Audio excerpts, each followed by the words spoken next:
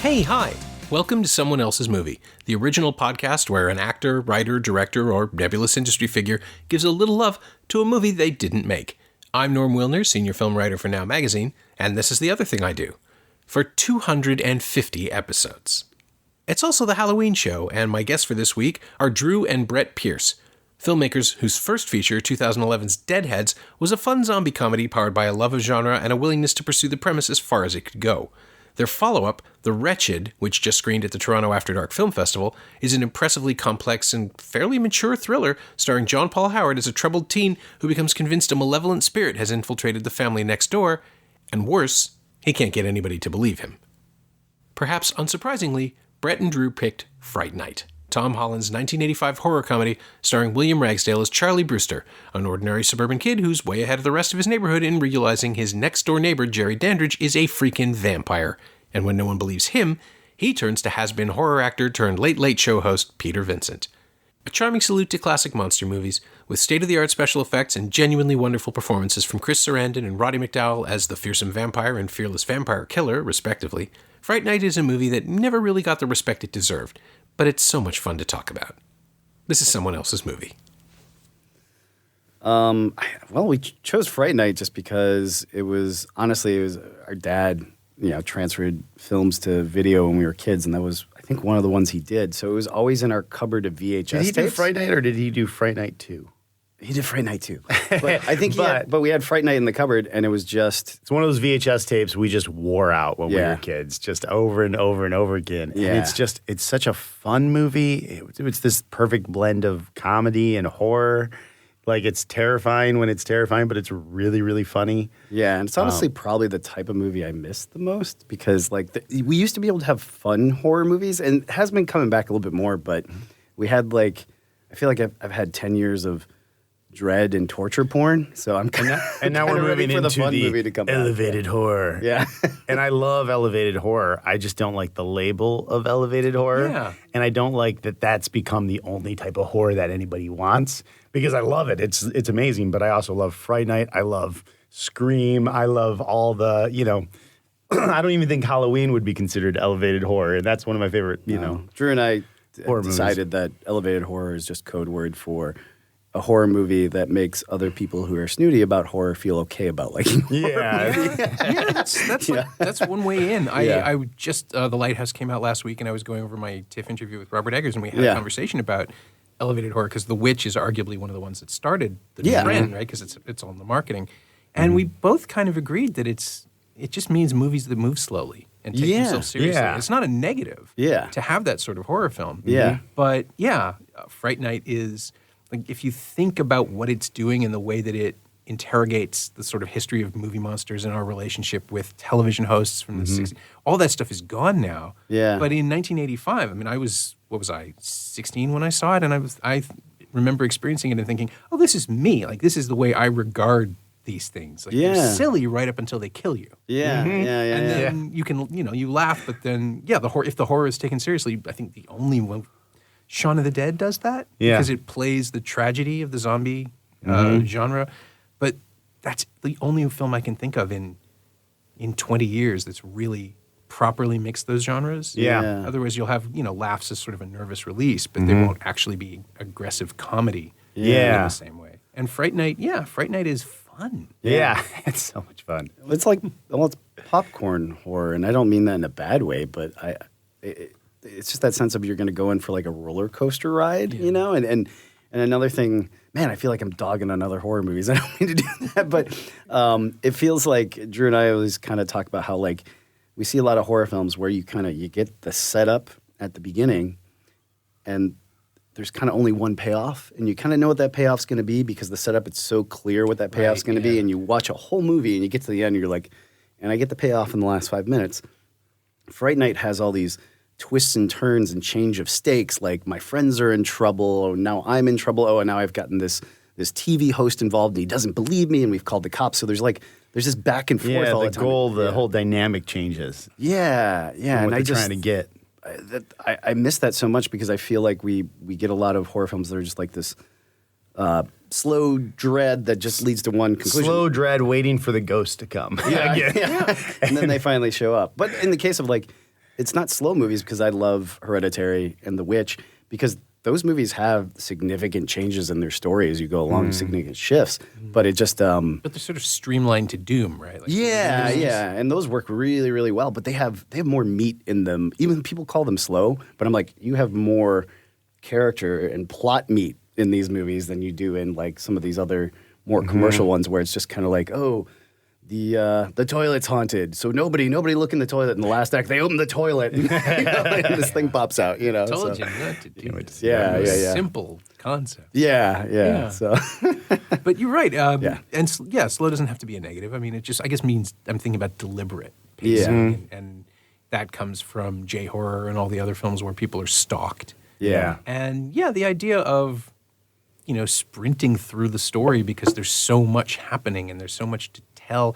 That whole, I guess it was the teens and horror, teens and sci-fi wave in the 80s where suddenly they realized there was this massive audience with disposable income that they could just target. Yeah. And, hey, what if you were in this? What if you did this? And also this happened to you? And, you get Back to the Future on one side of it and you get Weird Science on the other. And in the middle, there's all the stuff where they're just taking things apart and experimenting with pieces of things to see what happens. The Monster Squad is, I guess, the mirror image of Fright Night because I do love Monster Squad too. Though. it's I know it's not a great film, silly. but I It's a guilty pleasure. I mean, it's sort of a Goonies kind of thing. It's it's not great. Yeah, but, good Goonies ripoff with horror elements. And it's that fun, clever way of we have all the Universal monsters, even though we don't have the licenses to them. Yeah. Let's play with the Gillman and this thing. That's how everybody from my generation learned what virgin meant. Most importantly. Sort of an aspect of Fright Night too. Yeah. And even before Coppola goes all out with Bram Stoker's Dracula, they really sell the sexuality of the vampire in this movie. I mean, it's also, I mean, it's like, it's about two characters. It starts with two characters, the main characters, like Charlie and his girlfriend, trying to have sex. So, and then... I guess that's it. It's the frustrated, horny teenager. Yeah, they really packed that in. They kind of worked in the whole 80s, sex comedy vibe a little bit in there. A little bit, yeah. In a good way. And it's also, it just also honors, it's all about horror fans, like it starts out and it's sort of... I always loved the, I guess the portrayal of the vampire is, I mean, it's clearly 80s, but it also feels so classically like a Dracula story. Just next door. It's Dracula next door. And I mean, maybe it's like when I was younger, it's because I hadn't seen enough horror movies yet, but I was familiar with all the Universal monsters, and I watched a lot of those when I was a kid. That just felt like the cool new update when I saw it when I was really little to that myth. So I don't know. It's always, I mean, it's rung true for Drew and I. We've obviously, like, even our film, The Wretched, has a lot of inspiration from Fright Night. I mean, and I think it's just a love of the voyeurism aspects. There's nothing scarier to me than like watching somebody do something that's like awful or insidious, and being in on it and people just not knowing, like, not being able to convince people that it's the whole on next door. voyeuristic aspect. Yeah. I mean, it was a huge influence for us. Yeah. It's like any movie, if I see a trailer or I hear it has that type of aspect, I'm like immediately intrigued. It's just kind of like my... It's also the peak of, and I think what works so well for vampire movies in general is they've slowly developed over the years, and it's like the peak of all the rules. Like at that point, that's like ground zero for we've established every rule a vampire can have, and at that point, people started to just kind of pick and choose some, like maybe the sun affects them, maybe they can come inside, and that one sort of embraced almost all of those rules. Like he turns into a bat, everything. Yeah. And not that all those rules were kind of around between literature and film before that, but that really, I mean, in my head from that point on, that set the rules of the vampire in my head for every movie. Right. It's just like it does have all of them. Yes. Right. To the point where at one point they argue over whether or not the cross works, which I think is you have to have faith for this to work. Yeah. Don't tell him that. Yeah, exactly. Don't tell them the plan. Yeah. But then I would watch other vampire movies after that, and my immediate thought is like watching those is like, oh, the cross might not work. You have to have faith. Well, I mean, I know it turned up in an X-Men comic a little while later where they defeat Dracula because Nightcrawler's a believer. Really? And that's canon. That was established. That's great. Self-hating Catholic. Yeah. That's what. And so that's the big finish of this fight is that what was it? He throws two people. I do remember this. God help me, I remember this. Wolverine uses his claws to form a cross, one from each hand. Oh, my man. God. And it doesn't work. I need to read this. And Dracula just kind of mocks him. I think it's just the legitimate Dracula. He bends back the adamantium. No, they don't quite do that. That would have been the move. Maybe Is it's this like related the to Chris silver and he Claremont can't- run I or think it something? must have been the Yeah, Claremont yeah. run. It sounds like a Chris Claremont idea. It's this whole thing, and then Nightcrawler just steps up and goes, "Well, I believe," and puts two pieces of wood together, and Dracula catches fire. Oh, that's Wow. great. And just like, that's brilliant. That's because it uses is. everything I know about both of these properties. Yeah. These Great. characters that I've spent years and years invested in. I haven't thought about that in ever. It's just roared back, and I'm pretty sure it came from Fright Night because it would have been a couple years later. Yeah, that's It's it's just probably floating directly around. inspired. Yeah. Directly lifted. Yeah, but it's so infectious in that way that this movie is. It's the boy who cried wolf. It's classical Dracula, mysterious neighbor who shows up and things are happening everywhere else. Yeah. And even I was trying to remember the visual of it, but Chris Sarandon has that amazing, ridiculous coat. Oh, yeah. which looks Yeah. like a cloak. Yeah, Yeah. it does. I mean, So billowy and it's he just great. clearly went out and found something that he liked that was Yeah. traditional. We never, and just the name Jerry Dandridge is the most sort of William H. Macy generica. Oh, yeah. Just a guy. Yeah. No vampire, no man named Jerry could possibly be a threat to anyone. No, exactly. Yeah. It's like Clark Kent, you know? So, But it's great. Sarandon just plays that. Like Yeah. the self-knowledge, the self-mocking Yeah. thing about, I'm going to good. kill you, but I'm going to enjoy myself first because Yeah. I've never experienced opposition and I always do what I want. And Yeah, that yeah. power thing that the vampire has, you see how it would appeal to a teenager. You see how Ed gets drawn into it. Yeah. It's a really, it's a sort of a sweet, tragic, like Ed is the first incel and somehow he gets pulled into this because it's an opportunity to surrender and be powerful at the same time. Yeah. Or to be acknowledged even as like a person, you know, because he feels like an outcast. And weirdly enough, the evil, creepy vampire next door is kind of almost the most loving character to him. In a Yeah, weird he way. pays Strange. attention to him. Yeah, he hears him out. Treats him terribly in the end. I mean, Yeah. ultimately, he is just using him. Yeah. Yeah. It's a master manipulator like every vampire. Sure. Yeah. I mean, I assume if you have time, like if you live long enough, you just start figuring out strategies way in advance. Yeah. Yeah. This will work. That didn't work in Czechoslovakia, so I'll try this. That worked in Greece. You just keep moving around.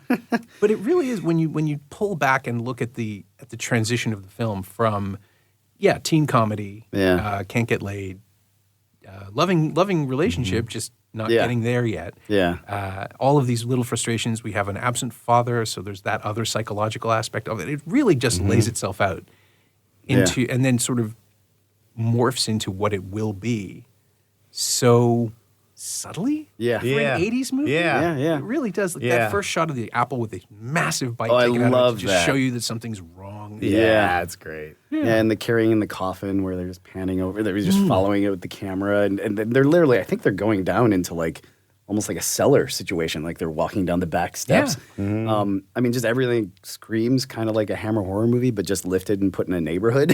you know? So it's kind of great. It's like a giant church next door, almost kind of vibe. That The house, looks the house like almost feels like holy ground. I think it might have. I think it was like a set on the Universal lot that was like a church or something else, and they converted it into that a house. makes There's some sort of backstory about that. I get the sense that there's some sort of giant, scary matte painting around it that we never fully understand. Yeah. Just separate it because that lot is enormous and it doesn't look right. Yeah. But it's funny how, like, when you're a kid, you accept that as all being real. Yeah. Now when I watch it, I go like, wow, that's so Hollywood. That's so It's like when you Universal watch ET backlot. and you're like, oh, in the backyard there's corn stalks, but they're also in this like hilly neighborhood, plot, yeah. and Yeah, it's San Fernando Valley. and there's the whatever the giant trees, the whatever the sequoias, or whatever. Like, Yeah.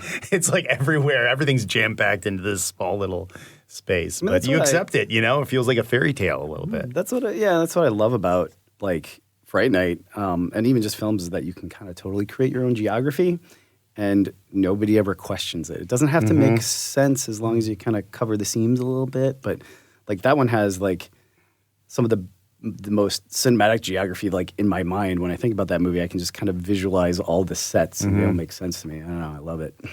Yeah. Well, it's crafted with intent. But Yeah. also, it's a homage. The whole thing is just this big love letter to the way movies used to be. Yeah. So now, I mean, there was a remake, and it's not bad, Yeah. but now you have to add in other things like cynicism and the internet and all the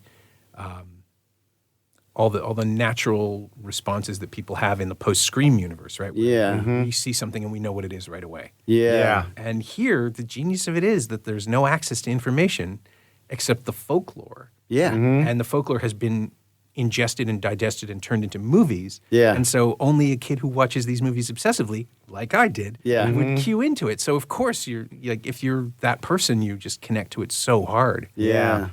And I feel Drew and I talk about this all the time, like, and we don't know if like it's just because we're in love with the films that we grew up with, but we have this like love to want to see films that kind of have that sense still.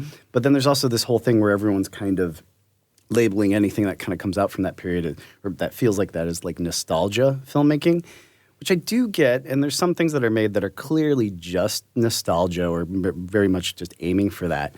But I kind of hope we can do that a little bit more. I mean, it's like everyone's always trying to.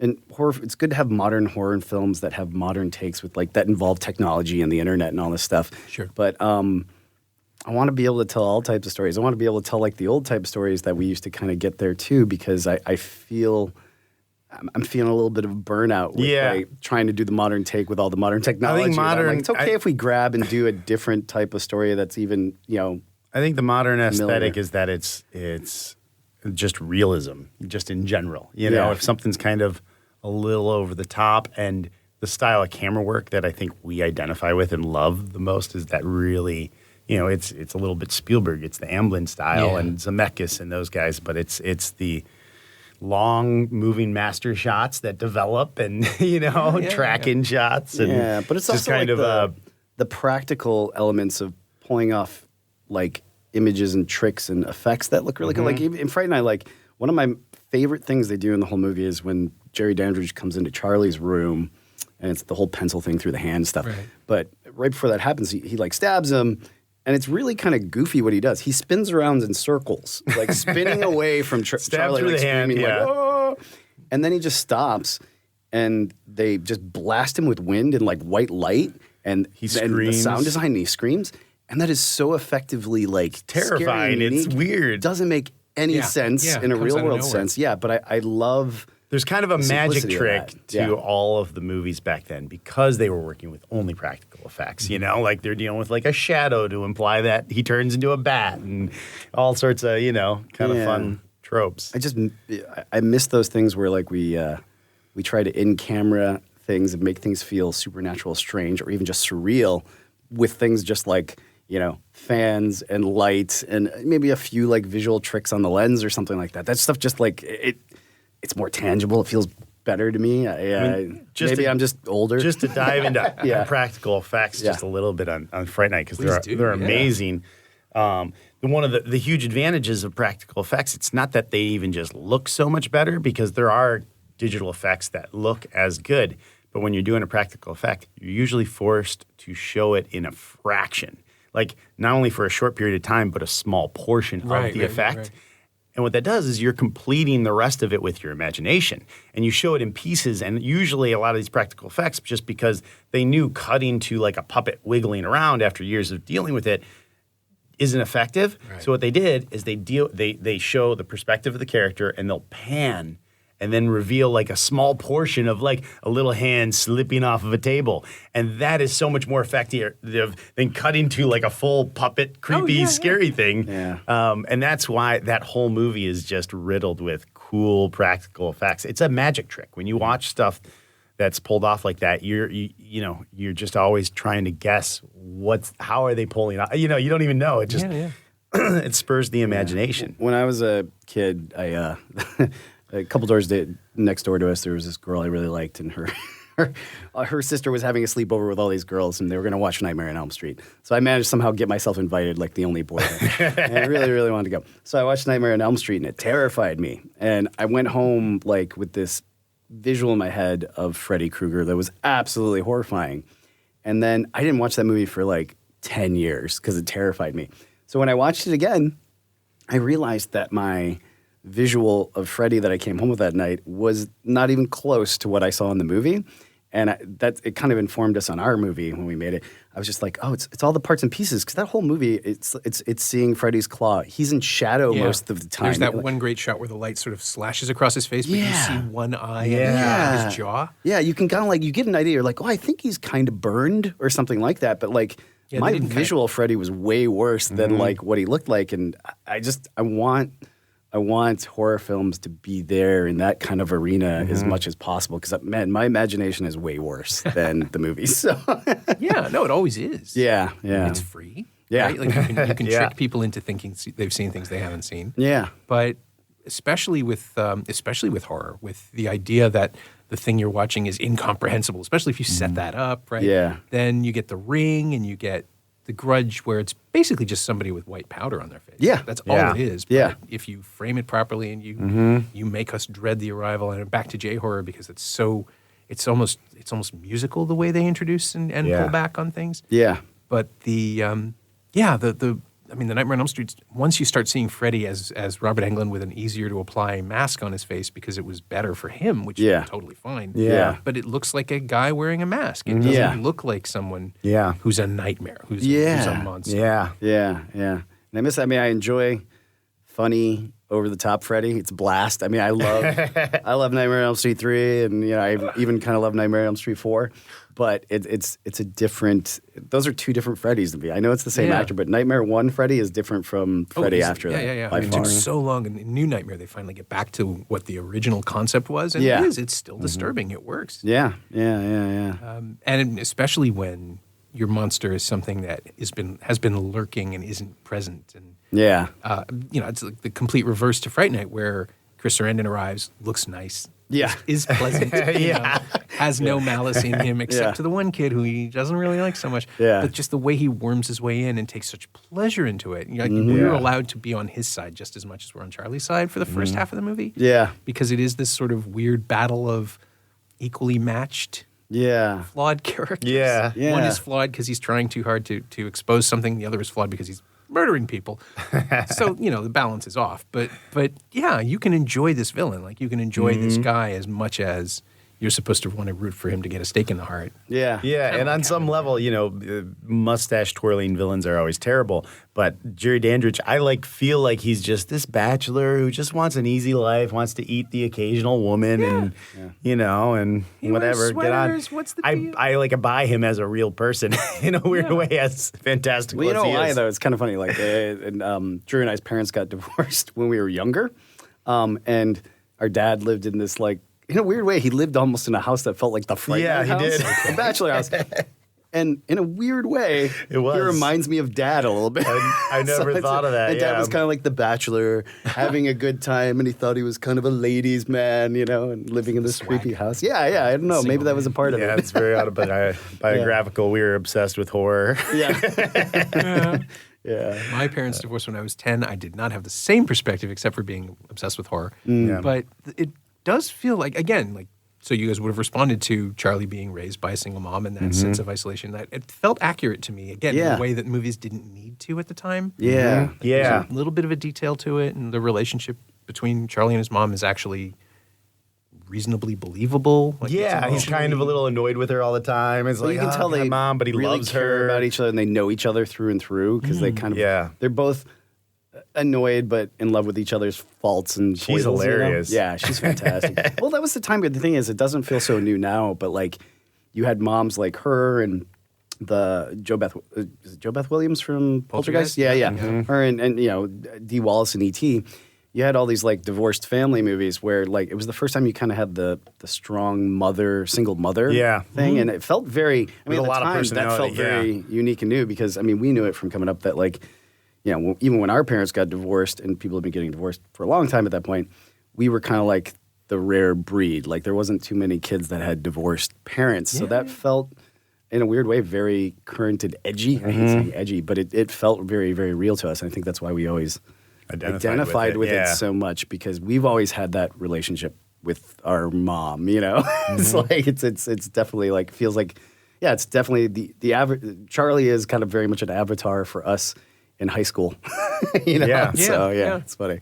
And he's every horror fan too, which Yes. hooks you in a way for the genre. That too, yeah. Which we weren't seeing a lot of. I mean, I think I kind of already touched on this, but most horror fans in 1985 movies were depicted more as Ed than Charlie. Yeah. Charlie's for sure. well-adjusted. He's reasonably, I mean, he's not suave or anything, but he's reasonably socially adept. Yeah. And Ed is the guy he's left behind Yeah.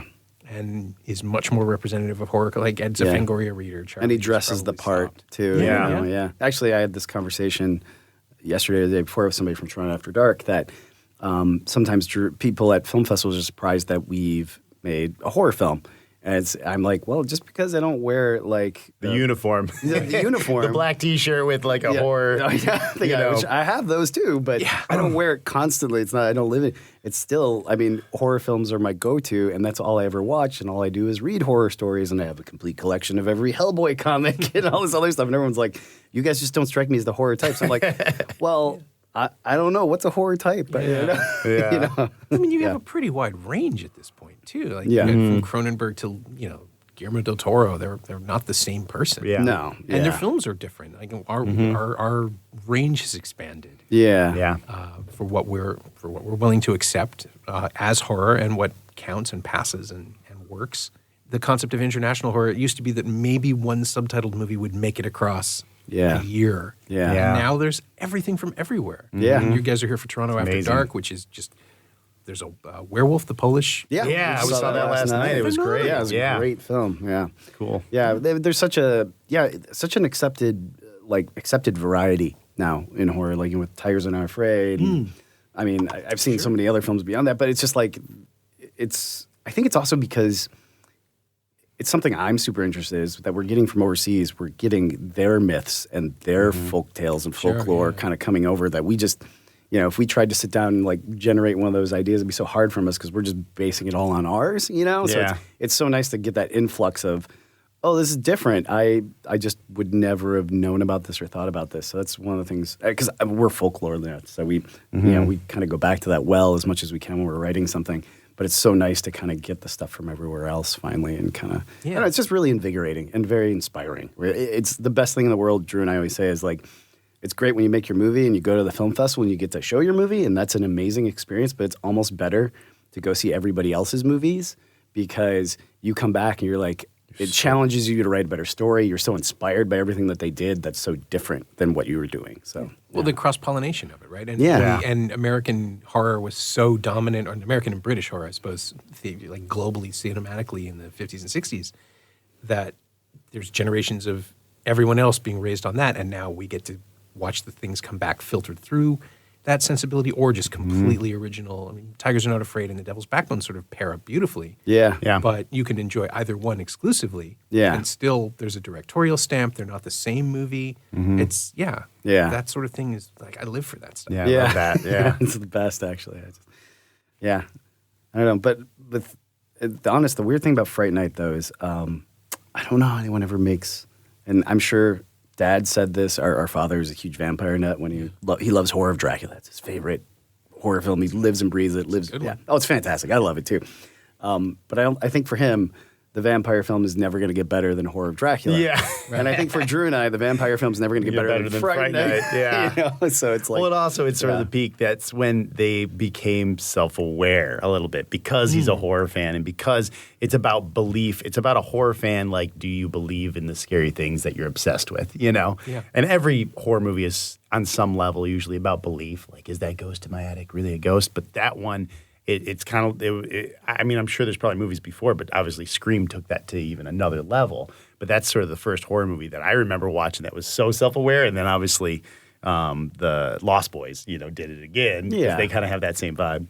Yeah, in the deflation of some part of it, but also the embrace of others. Yeah. I guess it had happened for werewolves, right? Like Howling and American Werewolf sort of do that. Yeah, they did. Yeah. Where a little bit the like there's an tropes. entire monologue in American Werewolf Yeah. by Griffin Dunn about what you can and can't do. And, Yeah. And it always like, hey, just kill yourself. And it's so horrible. It's so despairing and funny at the same is, time. yeah. And Yeah. it's just, I love that idea. Just Yeah. the idea that there's no way out. I mean, like, you're still watching a comedy, but everyone is doomed. Yeah. Landis said as much, like, way back when at the time he said, like, someone came up to him after screening and said, "Oh, it's really funny and lively and entertaining." And I was like, "Those kids are dead from the first frame. What are you talking about?"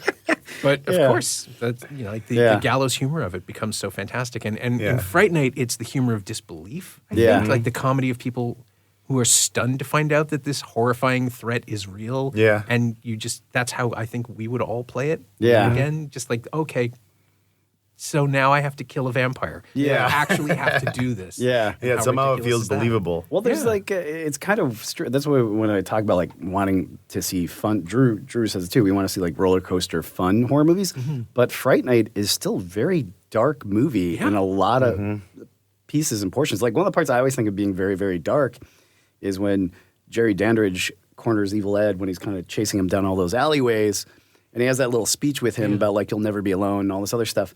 And he breaks down and he starts crying. I'm like, this is kind of really sad and kind of they're dark. bonding. Yeah. It's And it just like, I remember that it's just about like being really an outcast. Yeah, And I felt so bad for Ed in that moment. Well, and it's the thing that Charlie has denied him all this time. Yeah. Like the acceptance and the... Yeah, and up to that point, Evil Eddie's kind of like a cartoon character in the movie. He's just comedic relief, and then all of a sudden you sort of like feel for break him. down. Yeah, but it's just like I miss that contrast of being able to kind of have that comedy fun element of like, Charlie, see him taking the bite out of the giant apple and it rolling away, but then still having a moment like that feels super dark. They even kind of go into some of those places when Charlie goes into the house to like go find his girlfriend. Yeah, She's I was been about turned to say when he tries to rescue Amy. Yeah. They play on it in a completely different way, right? It's the Yeah. same trick, but it's a trap. Yeah. And we get to see what it really is this time. Yeah, and honestly, that like even though it's like that whole ending sequence in the house is all kind of like fun and games and horror,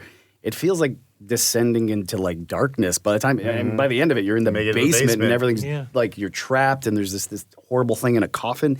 That like I think people look back on these movies like, oh, they're the kind of the fun, goofy horror movies, but I'm like, when I watched that when I was younger, I was terrified. It was affecting. It's like it's just as affecting as like something that is an accomplished and works like dreadful kind of dark film from beginning to end that's serious, which that works too. But I just kind of want both of them back at the same time. I need the variety. It's Drew and I, when we went to film festivals years ago with our first movie Deadheads, we were just like we were this goofy comedy. I mean, we weren't even a horror movie. We're a silly road trip comedy, and we're going to all these horror film fests. And it was like at the apex of like torture porn kind of vibe stuff. Yeah. And we just like watched torture porn after torture porn. One after another, after another, after another. I was just like, I don't know if I could take this. And I realized why we got programmed is those guys were like, we just need something. Some that relief. counters this a little bit. Not that these are bad, but we just need something else. It's one tone. Yeah. That's the problem I always had with torture porn is that it's about makeup effects rather than story, and it's about, empty suffering. I remember watching, I think it was it Captive? It was the Roland Jaffe film. The guy who made The Killing Fields made one of these. Yeah. And he made two versions of it, right? There were different cuts, and I had to watch the second cut Yeah. after the first one came out because the first one was released theatrically, and then the recut was released on disc or something, maybe vice versa.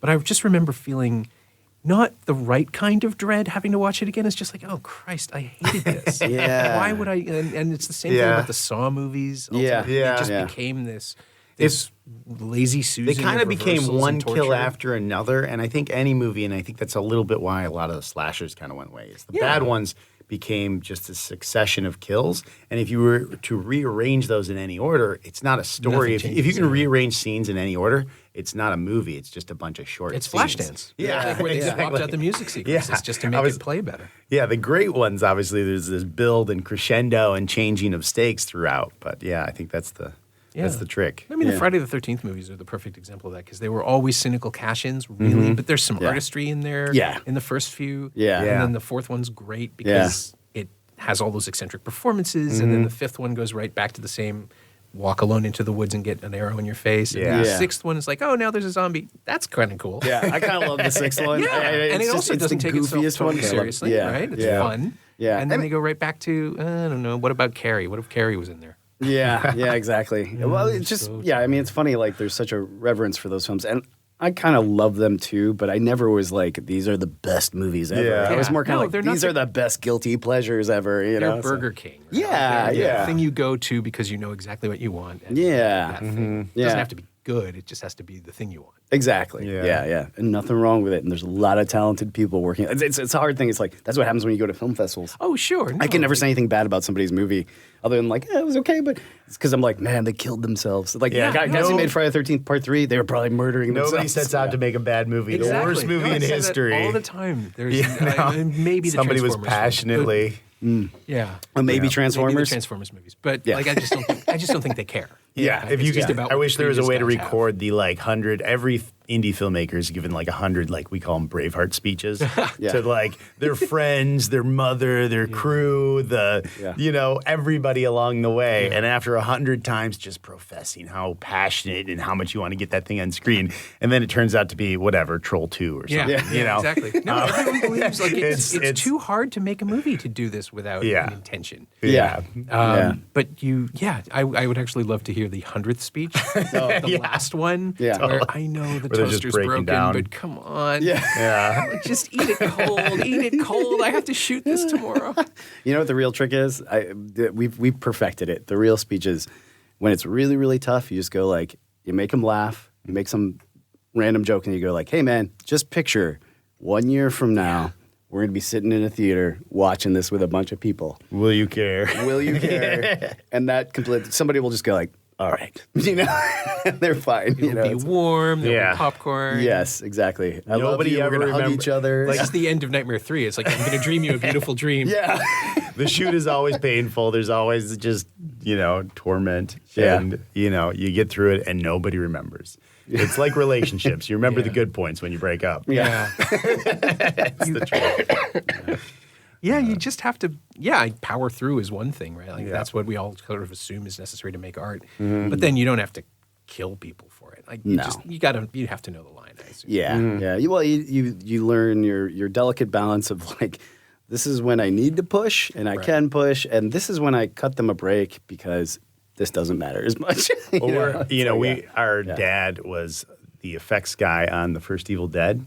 So we grew up with the legend of Evil Dead and the legend of Sam Raimi. Like this was like the stories that And we that's lived with the and camera why on the we're here 2x4 and today for 3 days.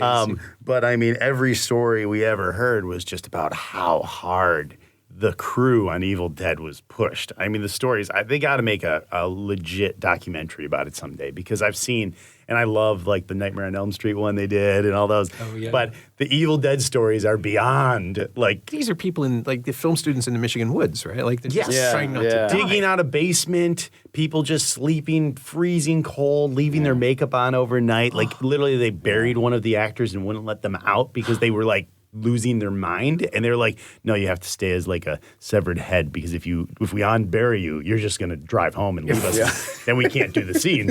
Like there's just so many. I mean, just Forcible Bruce is such a character. He's kind of a buddy of ours. He's just such a personality, and Sam and Rob, that like just the stories of those guys are just so funny. I want to see I want to see that. I almost want to Doc. see like a disaster artist kind of movie, a verite. Oh, man. great. telling of it. Yeah, We talked about that. we've actually talked We about kind it. of want to, in a weird way, and we'll probably never get to do it. We kind of want to make a movie about it, just because it was the legend that we grew up with those guys, and literally the only reason we're making movies is because Dad was finishing the movie in the basement doing the special effects, and that made us think like, oh, people You can can just do make this, movies yeah. at home, Yeah. And so that's what kind of carried us through high school, making all our terrible We caught high the school movies. disease. Yeah. Oh no, my grandfather owned a movie degenerative. theater. I never had a chance. Oh, really? Yeah. Never had a chance in a normal life. This is who I am. Yeah. Isn't it funny how man. much like with film, if there's a father or mother that just like loves it, it always passes Yeah, it on to the does. kid. Yeah. It always does. It's contagious. Yeah. It's the best kind of contagion. Yeah. I love it. I mean, yes, you spend your entire life chasing the high again. Yeah. Yeah. But, oh, Yeah. Totally. It's a bummer though, because you're always like, the high is always, as you get older, because you get more jaded and you've seen too much, it keeps getting more and more diminished. Oh, yeah. Yeah. Yeah, because you know things. You know too much. Yeah. But every once in a while, when you hit something that you just love, it's just so exciting. It's, Yeah. it just But that happens now. reinvigorates Like, you. it's like once every 5 years, I just see something. I'm like, oh man, my mind is blown. I'm a kid again. I feel bad for you. All the Brad. passion floods back. No, Probably but I about mean, I once see a stuff year, that's yeah. good in the in between that I really like. Totally. There's like when a movie just completely blows my mind is like the most exciting thing. Mm-hmm. What was the last one for you? Oh man. Because mine, I can tell you right off the top of my head, I just saw 2 at TIFF last week. Really? Parasite, the Bong Joon-ho. I've heard amazing Oh, I've stuff. heard that's as great. good I as haven't seen it everyone yet. tells you, and Okay. better. Cool. Yeah. There's a moment where, I don't think I've said this on the podcast before, there's like 5 minutes in, I was a little disappointed. It's like, oh, I know where this is going. I've never seen a film of his where I know where it's going. Yeah. And then an hour in, it's like, no, I had no, not only was I not prepared for that, but I'm that's just great. basically going to staple myself into my seat because if I leave on this a second, it's so great. And then Really? the other That's one is cool. The Platform. The Platform. Which I was the didn't know Midnight this one. Madness Haven't heard of winner. Okay. The People's Choice winner, which is Netflix bought it, so it'll be showing up fairly soon. But that's a Spanish film, which Okay. again is just so. I don't. How can I even describe it? Imagine Cube, but Yeah. played in an up-down angle. Oh, only. okay. So 2 people wake up on a floor. Yeah. In this vertical structure, you have no Yeah. idea how deep it goes. They're on, let's say, floor 76. Yeah. And there's a huge. It's basically a single room with a huge square hole in the center. You can look down, you can look up, and you can see the people in the other levels. And every day, at exactly the same time, a platform descends from the top all the way down to the bottom. And the platform has enough food on it to feed everybody Okay. if they take their share, and they don't. Oh. So wow. it's like social commentary and it's political allegory, and Yeah, that's it's interesting. Also, just Sounds like horrifying tension too. gut-wrenching horror Yeah. and dread. Yeah, It'd be a great It's- movie if they all just took their share, though. Yeah. It'd be a musical. It would be fun. It's communism. I'm going to brutalize the name not- though because I keep on forgetting. But we went to the Hardline Film Festival in Germany, and we saw it's Swedish. Is it Anara? Nara, Am we're I- probably brutalizing the title. The Aniara. one about the space opera. Yes. Yeah, I saw I that too last year. It's love fantastic. that movie. That blew my because honestly, it's one of those things I just was unaware of it, like Yeah. completely unaware of it, and it was programmed. Know what And I we were went and saw going it, in for. and just like we all came out of it so affected, Yeah. so Yeah. like just punched in the and face. just one of those things where like you come out and I'm like, somebody please give those people more money to make a movie as soon Yeah. as possible. Yeah. This is their And- first feature. Like they did a Yeah. couple of short films. Took me Yeah. completely unaware. Yeah. Yeah. It wasn't even in a genre program because Vanguard had been canceled and Midnight didn't take it. Oh, okay. It just showed up in contemporary world cinema and it Yeah. sounded interesting. So I watched it the week before the festival started. I Yeah. guess last So year. cool. And yeah, again, just like And they totally pulled off I love how Black Mirror treats sci-fi stuff where it almost doesn't feel like a sci-fi movie, but it's a sci-fi movie. Like they just Yeah. little subtle changes that are so simple, but not trying to, Yeah. It's It's kind of hard to like watch any other movies that festival just because it's a dark film, but it was Yeah. just so affecting, and Yeah. I was just like, and it kind of like it was a case. I was like, I've been in my hole making my own movie, and this kind of woke me up again. Yeah, It was there's this other great. filmmaker who was really emotional, came out of that, and she was just pouring tears. I gave her Yeah. a big hug. Yeah. yeah, I mean, it's a pretty heavy movie. Yeah. We were in having dinner an hour later, and we were talking about the film, and she started crying again. Yeah. I felt so bad for her. Yeah. Yeah. I just went and sat still for a little while. Yeah. It was really, I saw it alone, which is probably the worst Oh, possible man. way. Oh, Because you man. want to be with people, but Yeah. look, the whole movie just narrows itself down to nothing, and you just sit there going, oh, okay. Yeah. I get where you're going. Just feeling completely alone. Yeah, it's out on disc now if people listening want to go find it, because it's, I think it's on Hulu. I saw it the other the day States? too. Oh, Yeah, in the good. States. Oh, so- yeah. yeah. Oh, I'm so glad people are seeing it. It's, Yeah. I keep recommending it to everybody Yeah. because I'm like, it's worth every moment you spend watching that film. Yeah. So did you go see Werewolf or did you watch a screener? They sent me a screener. Oh, I saw nice. stuff about 3 weeks ago, I think, Okay. mostly. So Yeah. we had to do this whole big package for Did you watch the whole everything pretty much? I've only seen 3 or 4. James versus His Future Self, which is Yeah. fun. Oh, I heard heard that that's was great. good. Yeah, so a friend of mine made it, so Oh, I cool. couldn't formally review it, but it's, Yeah. it's really clever. It's the concept is literally the older version of this guy shows up to try and stop him from making the mistakes that he's going to live to regret. Yeah. Cool. And the genius of it is that the lead actor Jonas Chernick and Daniel Stern, who plays the older version, are constantly together because of course they are. Yeah. They're 2 different people. Oh, But okay. Yeah. Jeremy Lalonde, the director, shot every shot. The 2 shots are all shot like effects. They're framed like effects shots. Yeah. So the camera's very still. Yeah. Or they're going out of their way to make you think it's a trick. Yeah. That's And funny. it just subtly, like your brain That's goes, really cool. oh, this is obviously time Yeah. travel. Yeah, And it yeah. There's one Yeah. visual effect in the entire movie. Wow. But you come out believing that you've seen, because I watched it with Kate, with my Wow. wife. Yeah. And when I mentioned afterwards, it feel like sci-fi to you? She's like, oh yeah, absolutely. And Yeah. just subtly. It's like the That's thing crazy. that, the thing that Dean Cundey figured out for Jurassic Park, where you move the camera a couple seconds after the effect to make it look like someone's trying to keep up with something they can't predict. Yeah. That's smart. Genius. Yeah. Like That's really crazy. simple. That's but, really cool. Yeah. Before we wrap up, I did want to mention the one thing we haven't talked about yet, which is the really self-aware, smart use of music. Oh, Jerry has that electric guitar that follows him everywhere. Yeah. I assume it's it's for great. He's just playing it in the So background. playful. Yeah. But it tells you, right? Like, Yeah. It's another it's hack sexy. to the audience. Yeah. This is that kind of vampire. Yeah, that's how you know Jerry Dandridge is a sex symbol. Every time he shows up, there's the riff. But I just feel like it's the 80s and everything is electric guitar, and it Yeah. seems somehow to be so perfect. Like Yeah. they found this almost cliched way of introducing an ancient character. Yeah. Just to sort of slowly put you off. And I was trying to figure out the last time I watched the movies, like, is it a Lestat thing? Or are they just nodding in the direction of Anne Rice's sexy vampires? And I don't think that had happened yet. Like, Interview with the Vampire was out, but I don't think the other books have been. Yeah. But I don't think it was like the sexy vampire thing was always creeping in there a little bit, but it's... Well, there's Langella and Dracula and 78. Yeah, but it wasn't overly heavy enough to think that I would have been necessarily affected by them, and maybe it was just a little bit in the casting of Sarandon, actually, in some ways, just because he's got that like old school leading man vibe that you don't see anymore, where he's just like, he's suave, his hair looks like coy, and he's just got this kind of deep voice, and he's got and this the way like his upper lip lies, he always looks like he has fangs. Yeah, even in The yeah. Princess Bride, he's a little bitey, yeah, which I love. It's such a. I just wonder, like, part of me wonders, like, how much of that character is in the writing, and how much of that is the casting, or maybe It's probably a little both. bit of both, Yeah. and I wouldn't be surprised, and unless you ask the writer, it'd be hard to know. I don't know. Tom Holland, he didn't write it, did he, or did he co-write it? I think he did. I think he did. He did? Yeah, I think he did. Yeah. We'll have to. We met him once or twice. We'll have to ask him next time.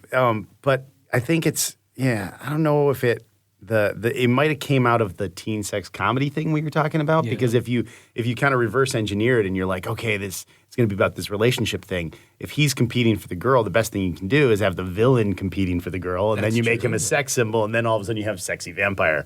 That might have been where that came from. Yeah. Just another variation on the trope. Yeah. Version of it.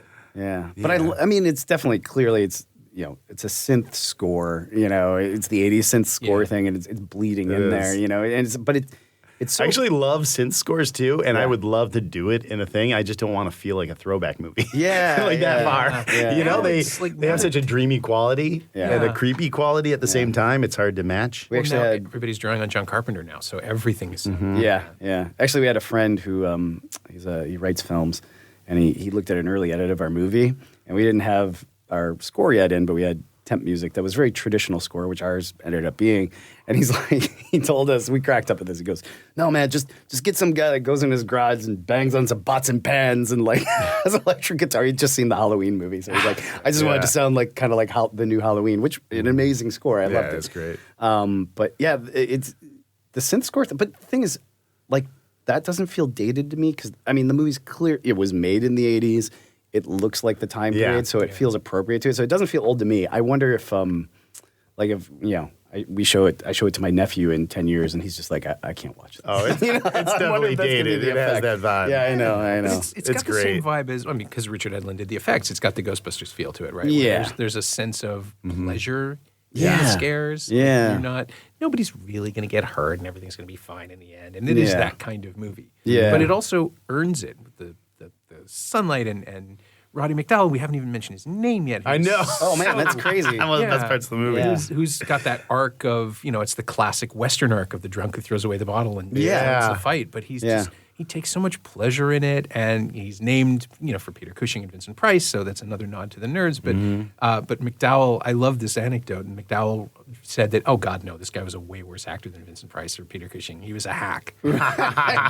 His argument was that for the character to play the character, he had to be so completely aware of his badness that he would embrace this role as a TV host. Oh, okay. And it's in the performance. Like, you see it when is. he's just sort of swanning around, refusing to take anything seriously, and then finally cracking and revealing the insecurity. Like, it's all there. My favorite part is the insecurity stuff too, actually, especially when Breaks the mirror. Well, it breaks the mirror, and then Charlie talks to him in the car about, like, did you see it? And you could it's just that scene's like so like Yeah, so he has a affecting to me. conflict of his own faith. Yeah, yeah. And I he's even love just- when Jerry like challenges him on it. He's like, I think they're on the steps and he's just like laying into him. And it's like, it's another one of those moments where like I start feeling really bad for, I mean, a grown man who's like a grown man who's like in his later years too, you and know. it's So a just hard like, scene yeah. to write. Like historically, like the scene where like does the character believe or not believe in the thing is usually the bad scene. That it's like, okay, let's get through this so we can get to the fun action,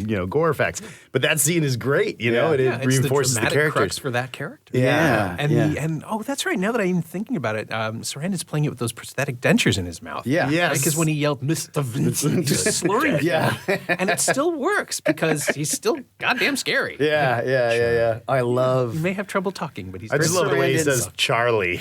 Oh, The way I can't do it. Charlie. Yeah, Yeah. it's just so Charlie. I love- he has so much pleasure Yeah, in just it's every clunky. word. something that always sticks in my head from this movie is when in the end of the movie and they're down fighting in the basement and Charlie runs over and slams the coffin shut Yes. and like just pops it open and rises up. yeah. But there's a part where Yeah. he looks at Charlie and like cackles with all the stuff in his mouth, and it's Yeah. so horrifying and such an evil laugh that feels so genuine. I love it.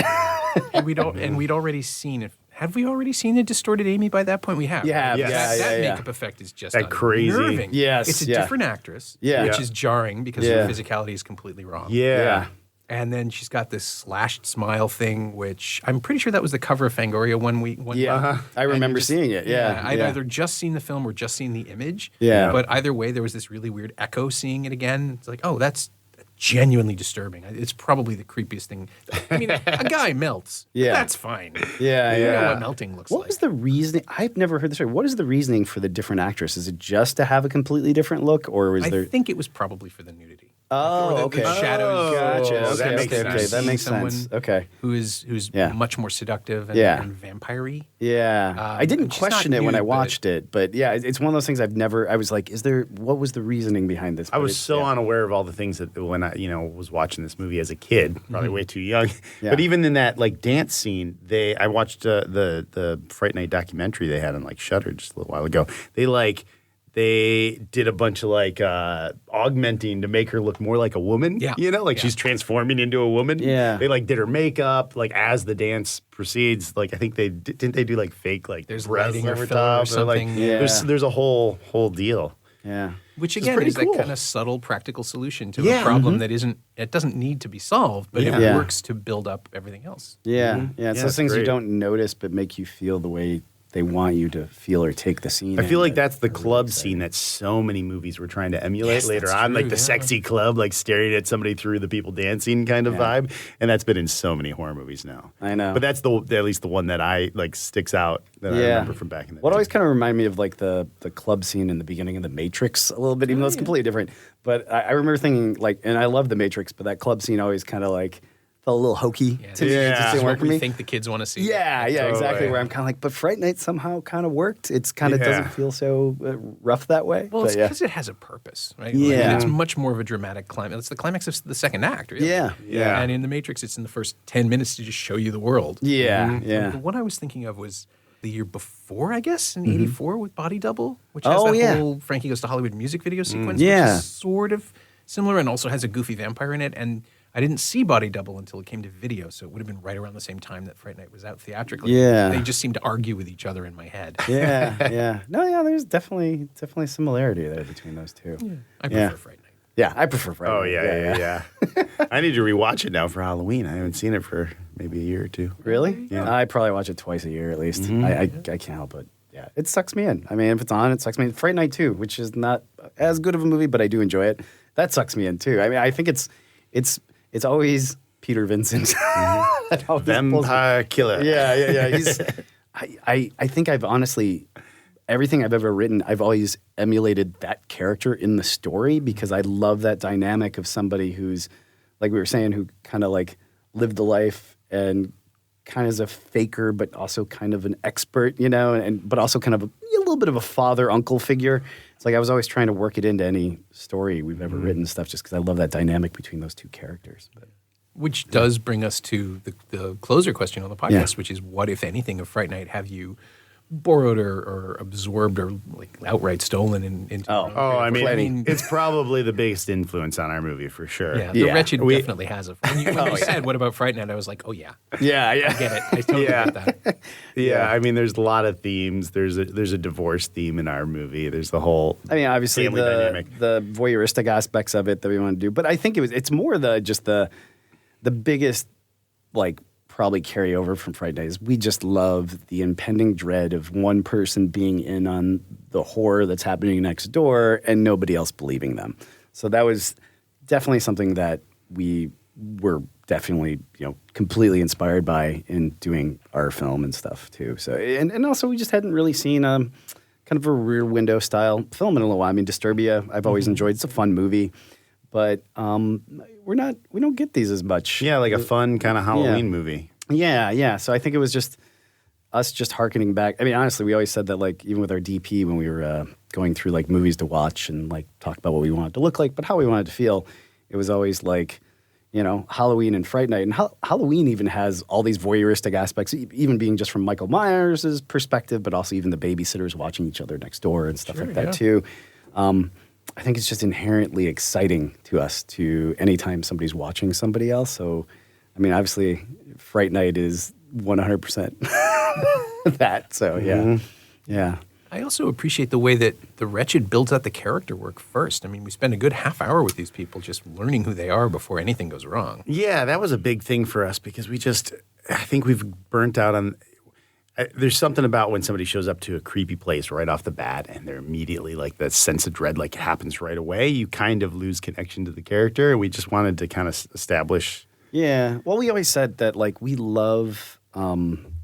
We said we wanted to make a horror film or write a horror film where like there was a drama and a character arcs that even if the horror aspects and the witch weren't in the movie, it'd still work as a drama. Right. You could still play out the drama. It might play out in a different way, but you could still play out that drama. Mm-hmm. And we get the weirdest response sometimes. Like we've done like interviews and like podcasts where people are like, what made you guys want to make a horror film with characters? I was like, isn't that what film is about? Yeah, aren't we all supposed to have characters in it? Like character arcs? Narrative works. Yeah, exactly. I was like, well, I mean, isn't that what we're all shooting for? But yeah, I mean, it's just one of those things where I think it's me being absolutely fearful of not being able to like.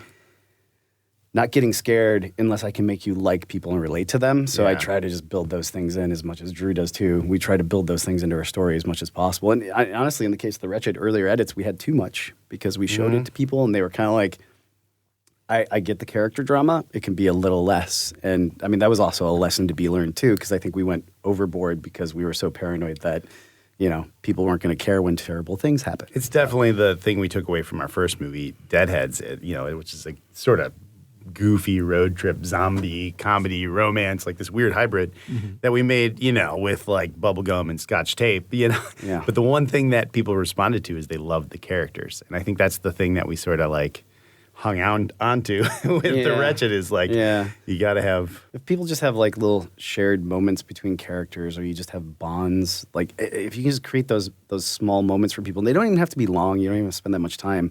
I mean, it really makes you invest. I mean, it's the reason I'm invested in Fright Night is because I'm invested in him and his mom and him trying to protect his mom and she's unaware of what's going on, but also his girlfriend who's, obviously like totally in love with him, wants to like move forward with him, but he's too blind to what's happening next door. But it's very obvious they just need to solve that and they'll solve their own problems.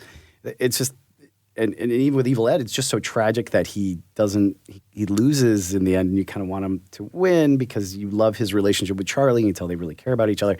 It's just like, I'm just not into a movie unless I get those relationships, So, yeah. I mean, again, we come back to the Friday the 13th and the Saws, and they're just there to suffer. That's not interesting to me. Yeah. If I can't like watch your movie, the reason I can name a character in a movie is because I cared about them, not because I heard their name enough times. It's like it's because I cared about them and I remember them. So it's what we always kind of strive for. What's that joke where they like they interview everybody about the Star Wars prequels and they try to like name the characters? Well, no, they try to get people to describe they're like, describe Han Solo, and they're like, Han Solo is a devilish rogue, but he's got a heart of gold underneath, and then they're like, describe Qui-Gon Jinn, and everybody goes, Oh, he's got long hair, you know, and he's got a lightsaber, you know. It's like, yeah.